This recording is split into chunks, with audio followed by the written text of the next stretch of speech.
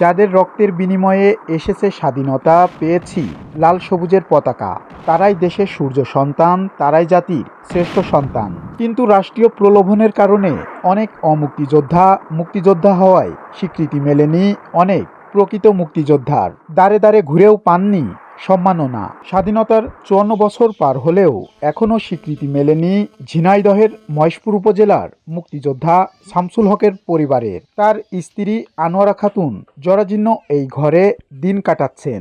১৯৭১ সালে যশোর সেনানিবাস থেকে পাক হানাদার বাহিনী বের হলে প্রথম প্রতিরোধের মুখে পড়ে ঝিনাইদহের মহেশপুর। দত্তনগরের হুসরখালীতে মুক্তিকামী বাঙালিদের সাথে পাক হানাদার বাহিনীর শুরু হয় সম্মুখ যুদ্ধ। আমার বিয়ে হলে ১ বছর পরে যুদ্ধ হয়। তারপরে ওই সৈয়দ, তারপরে হইলো আর আমাদের দত্তনগরে ৩ জন, সামাদ, ইয়ান্নবী আর হইলো মান্নান চেয়ারম্যান। এরা হুসরখালী যুদ্ধের সময় ওখানে ছিল, দত্তনগর ছিল। থাকলে পারে ওই যে যেদিন বোম মারে না শেষ অবস্থায়, ওই সময় কানতলা নিয়ে যায়। গেলে পরে এসে আবার স্টক করলে করে ২৩ বছর ভিগে মইল। আর আমি একলা একবার গিয়েছি ঝিঙে দেয় মহেশপুর, তারপরে গিয়েছি মন্ত্ররায়, তারপরে জামুখাইও গিয়েছি। এই সারা দুনিয়া বেড়ে আমার এই কাজটাকেও করে দিল না। আমার স্বামী শুনলে হাওয়া হকির কাঁদতো, শুধু বলতো যে আমার করে দিল, আমার করে দিল।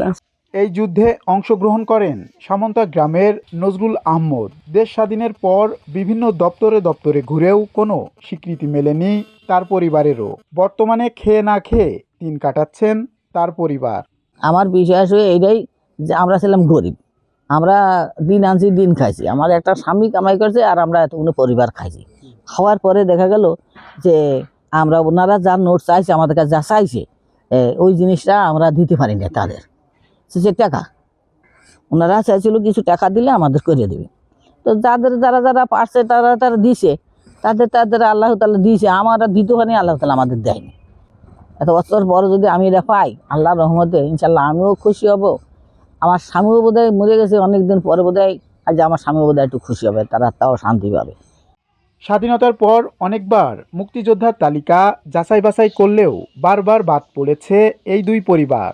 স্থানীয় মুক্তিযোদ্ধারা এই দুই পরিবারটির স্বীকৃতির দাবি জানিয়েছেন।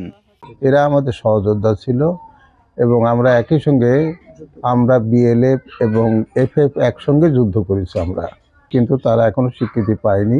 তো তারা স্বীকৃতি পেলে পরে বর্তমান সরকার যদি এটা স্বীকৃতি তাদের দান করেন, তাহলে পরে আমরা সবাই সন্তুষ্ট হব, খুশি এবং তাদের আত্মাটাও খুশি হবে।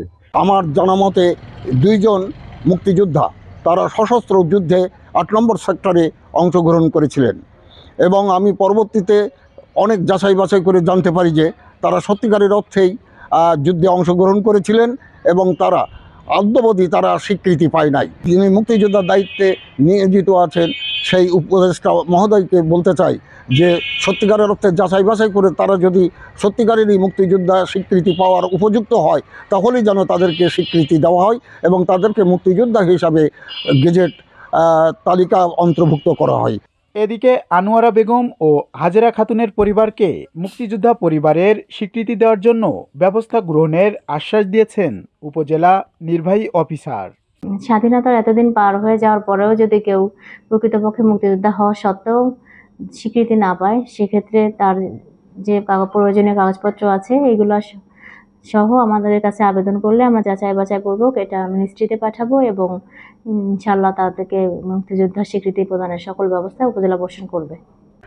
যাদের আত্মত্যাগের বিনিময়ে অর্জিত এই বাংলাদেশ, সেই শহীদদের পরিবারকে স্বীকৃতি দিতে প্রয়োজনীয় ব্যবস্থা গ্রহণ করবে সরকার, এমনটাই প্রত্যাশা সবার। MR Rasel, Bangla Vision digital, Jhenaidah.